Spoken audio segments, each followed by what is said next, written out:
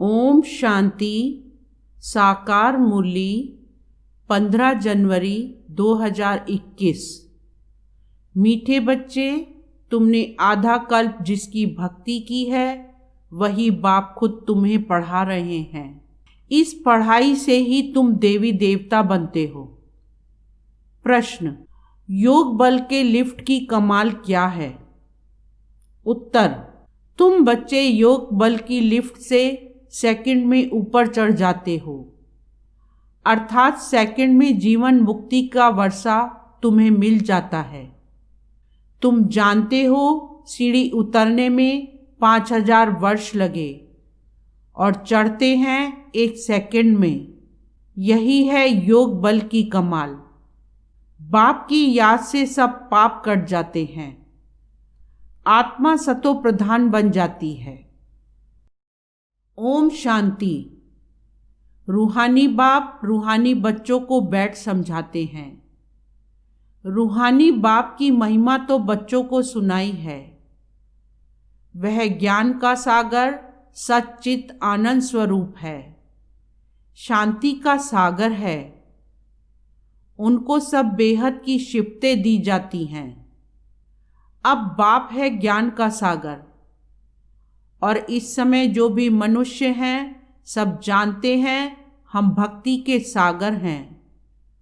भक्ति में जो सबसे तीखा होता है उनको मान मिलता है।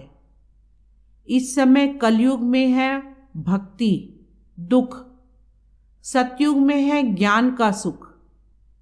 ऐसे नहीं कि वहाँ ज्ञान है तो यह महिमा सिर्फ एक ही बाप की है और बच्चों की महिमा भी है, क्योंकि बाप बच्चों को पढ़ाते हैं अथवा यात्रा सिखलाते हैं।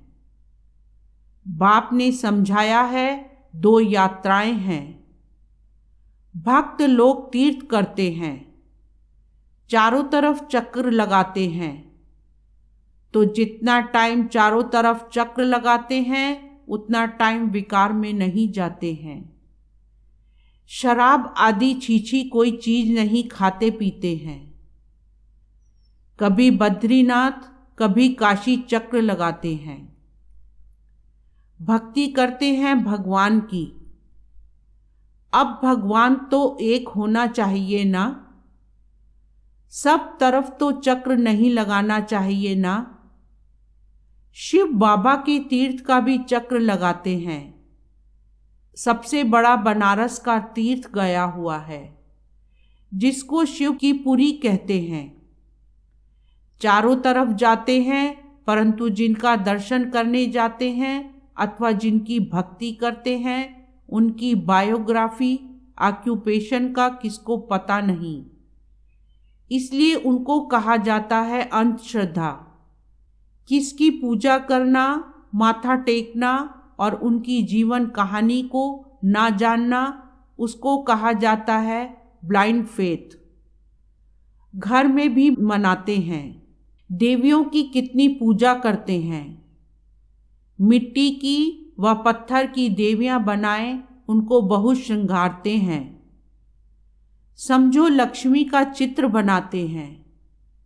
उनसे पूछो इनकी बायोग्राफी बताओ तो कहेंगे सतयुग की महारानी थी, त्रेता की फिर सीता थी, बाकी इन्होंने कितना समय राज्य किया। लक्ष्मी नारायण का राज्य कब से कब तक चला यह कोई भी जानते नहीं। मनुष्य भक्ति मार्ग में यात्रा पर जाते हैं। यह सब है भगवान से मिलने के उपाय। शास्त्र पढ़ना यह भी उपाय है भगवान से मिलने लिए, परंतु भगवान है कहाँ? कहेंगे वह तो सर्वव्यापी है।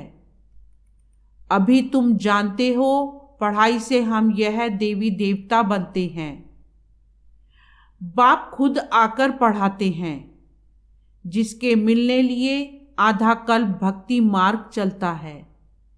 कहते हैं बाबा पावन बनाओ और अपना परिचय भी दो कि आप हैं कौन। बाबा ने समझाया है कि तुम आत्मा बिंदी हो, आत्मा को ही यहाँ शरीर मिला हुआ है, इसलिए यहाँ कर्म करती है। देवताओं के लिए कहेंगे कि यह सतयुग में राज्य करके गए हैं। क्रिश्चियन लोग तो समझते हैं बरोबर गॉड फादर ने पैराडाइज स्थापन किया। हम उसमें नहीं थे। भारत में पैराडाइज था। उन्हों की बुद्धि फिर भी अच्छी है। भारतवासी सतो प्रधान भी बनते हैं तो फिर तमो प्रधान भी बनते हैं। वह इतना सुख नहीं देखते तो दुख भी इतना नहीं देखते हैं। अभी पिछाड़ी के क्रिश्चियन लोग कितना सुखी हैं। पहले तो वह गरीब थे। पैसा तो मेहनत से कमाया जाता है ना। पहले एक क्राइस्ट आया, फिर उनका धर्म स्थापन होता है, वृद्धि होती जाती है। 1 से 2, 2 से 4, फिर ऐसे वृद्धि होती जाती है। अभी देखो क्रिश्चियन का झाड़ कितना हो गया है। फाउंडेशन है देवी देवता घराना, वह फिर यहाँ इस समय स्थापन होता है। पहले एक ब्रह्मा, फिर ब्राह्मणों की एडॉप्टेड संतान वृद्धि को पाते हैं। बाप पढ़ाते हैं तो बहुत ढेर ब्राह्मण हो जाते हैं। पहले तो यह एक था ना, एक से कितनी वृद्धि हुई है, कितनी होने की है। जितने सूर्यवंशी चंद्रवंशी देवताएं थे उतने सब बनने के हैं। पहले है एक बाप, उनकी आत्मा तो है ही। बाप की अहम आत्माएं संतान कितनी हैं। हम सब आत्माओं का बाप एक अनादि है। फिर सृष्टि का चक्र फिरता रहता है। सब मनुष्य तो सदैव नहीं है ना। आत्माओं को भिन्न भिन्न पार्ट बजाना है। इस झाड़ का पहले पहले थूर है देवी देवताओं का, फिर उनसे ट्यूब्स निकली हैं। तो बाप बैठ बच्चों को समझाते हैं, बच्चों मैं आकर के क्या करता हूँ। आत्मा में ही धारणा होती है। बाप बैठ सुनाते हैं मैं आया कैसे। तुम सब बच्चे जबकि पतित बने हो तो याद करते हो। सतयुग त्रेता में तो तुम सुखी थे तो याद नहीं करते थे। द्वापर के बाद जब दुख जास्ती हुआ है तब पुकारा है, हे परम पिता परमात्मा बाबा। हाँ बच्चों सुना, क्या चाहते हो। बाबा आकर पतितों को पावन बनाओ। बाबा हम बहुत दुखी पतित हैं, हमको आकर पावन बनाओ। कृपा करो, आशीर्वाद करो, तुमने मुझे पुकारा है। बाबा आकर पतितों को पावन बनाओ। पावन सतयुग को कहा जाता है। यह भी बाप खुद बैठ बतलाते हैं। ड्रामा के प्लान अनुसार जब संगम युग होता है, सृष्टि पुरानी होती है, तब मैं आता हूँ। तुम समझते हो सन्यासी भी 2 प्रकार के हैं। वह है हठ योगी, उनको राजयोगी नहीं कहा जाता। उन्हों का है हठ का सन्यास।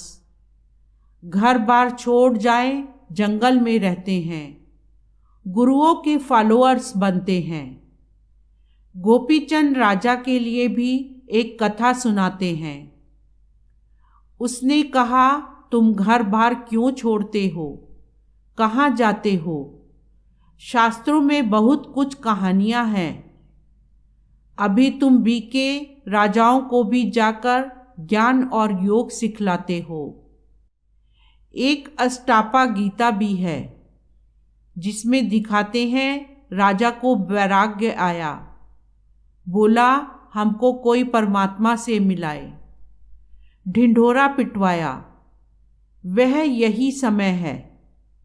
तुम जाकर राजाओं को ज्ञान देते हो ना, बाप से मिलाने लिए। जैसे तुम मिले हो तो औरों को भी मिलाने की कोशिश करते हो।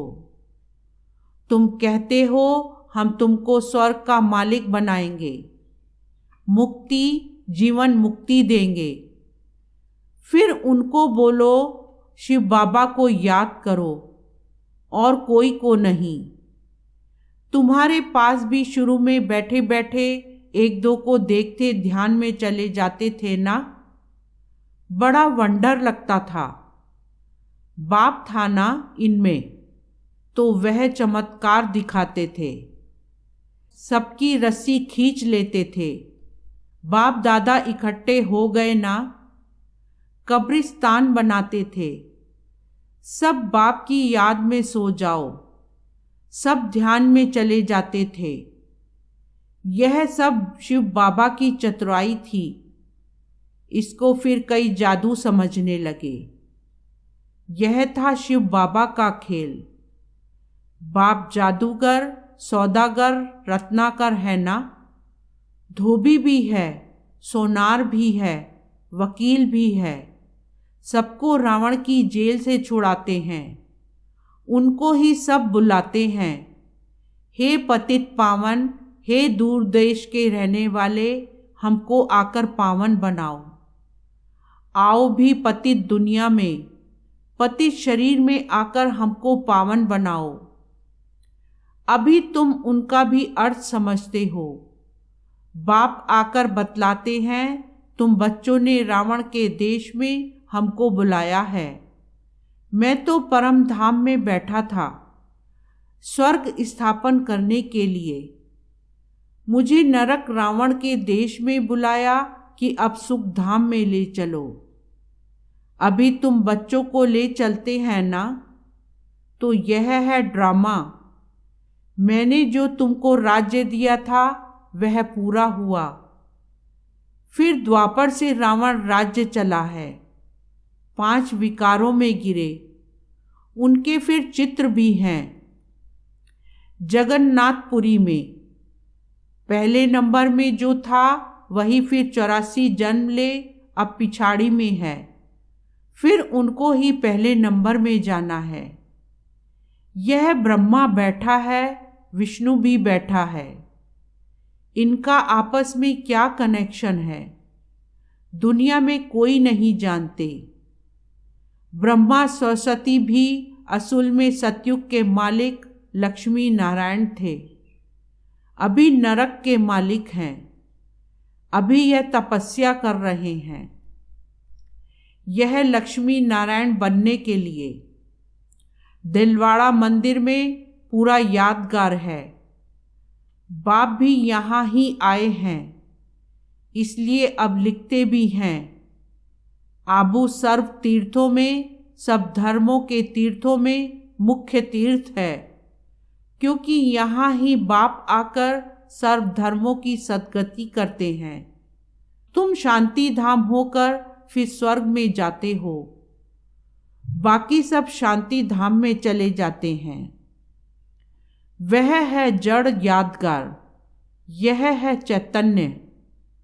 जब तुम चैतन्य में वह बन जाएंगे तो फिर यह मंदिर आदि सब खत्म हो जाएंगे। फिर भक्ति मार्ग में यह यादगार बनाएंगे।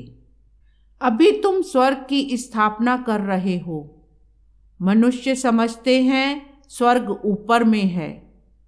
अभी तुम समझते हो यही भारत स्वर्ग था, अभी नरक है। यह चक्र देखने से ही सारा ज्ञान आ जाता है। द्वापर से और धर्म आते हैं, तो अभी देखो कितने धर्म हैं। यह है आयरन एज। अभी तुम संगम पर हो। सतयुग में जाने के लिए पुरुषार्थ करते हो। कलयुग में है सब पत्थर बुद्धि, सतयुग में है पारस बुद्धि। तुम ही पारस बुद्धि थे, तुम ही फिर पत्थर बुद्धि बने हो। फिर पारस बुद्धि बनना है। अब बाप कहते हैं तुमने हमको बुलाया है तो मैं आया हुआ हूँ, और तुमको कहता हूँ काम को जीतो तो जगत जीत बनेंगे। मुख्य यह विकार ही है। सतयुग में है सब निर्विकारी, कलयुग में है विकारी। बाप कहते हैं बच्चे अब निर्विकारी बनो, 63 जन्म विकार में गए हो, अब यह अंतिम जन्म पवित्र बनो। अभी मरना भी सबको है। मैं स्वर्ग स्थापन करने आया हूँ तो अब मेरी श्रीमत पर चलो। मैं जो कहूँ वह सुनो। अभी तुम पत्थर बुद्धि को पारस बुद्धि बनाने का पुरुषार्थ कर रहे हो। तुम ही पूरी सीढ़ी उतरते हो फिर चढ़ते हो। तुम जैसे जिन्न हो। जिन्न की कहानी है ना। उसने बोला काम दो तो राजा ने कहा अच्छा सीढ़ी उतरो और चढ़ो। बहुत मनुष्य कहते हैं भगवान को क्या पड़ी थी जो सीढ़ी चढ़ाते और उतारते हैं। भगवान को क्या हुआ जो ऐसी सीढ़ी बनाई। बाप समझाते हैं यह अनादि खेल है। तुमने 5000 वर्ष में 84 जन्म लिए हैं।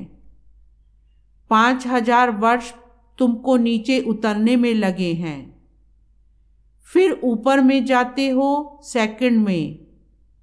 यह है तुम्हारे योग बल की लिफ्ट।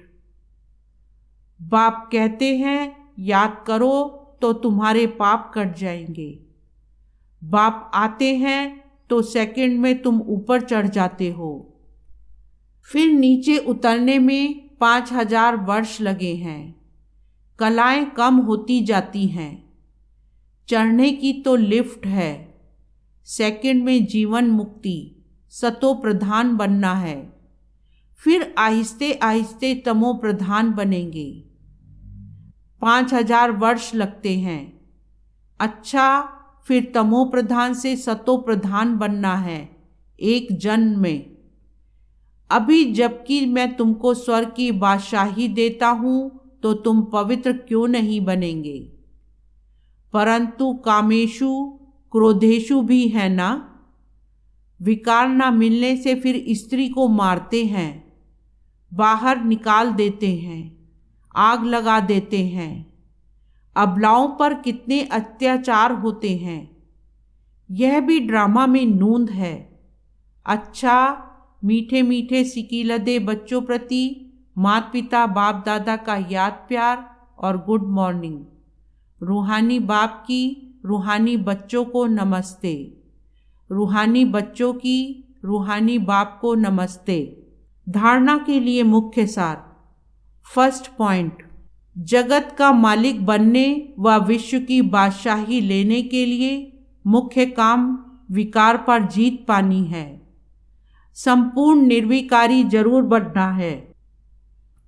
सेकंड पॉइंट, जैसे हमें बाप मिला है ऐसे सबको बाप से मिलाने की कोशिश करनी है। बाप की सही पहचान देनी है। सच्ची सच्ची यात्रा सिखलानी है। वरदान, साइलेंस की शक्ति द्वारा सेकंड में हर समस्या का हल करने वाले एकांतवासी भव। सार, जब कोई भी नई व शक्तिशाली इन्वेंशन करते हैं तो अंडरग्राउंड करते हैं। यहाँ एकांतवासी बनना ही अंडरग्राउंड है। जो भी समय मिले कारोबार करते भी, सुनते सुनाते, डायरेक्शन देते भी इस देह की दुनिया और देह के वाहन से परे साइलेंस में चले जाओ। यह अभ्यास व अनुभव करने कराने की स्टेज हर समस्या का हल कर देगी। इससे एक सेकंड में किसी को भी शांति व शक्ति की अनुभूति करा देंगे। जो भी सामने आएगा वह इसी स्टेज में साक्षात्कार का अनुभव करेगा। स्लोगन, व्यर्थ संकल्प व विकल्प से किनारा कर आत्मिक स्थिति में रहना ही योग युक्त बनना है। ओम शांति।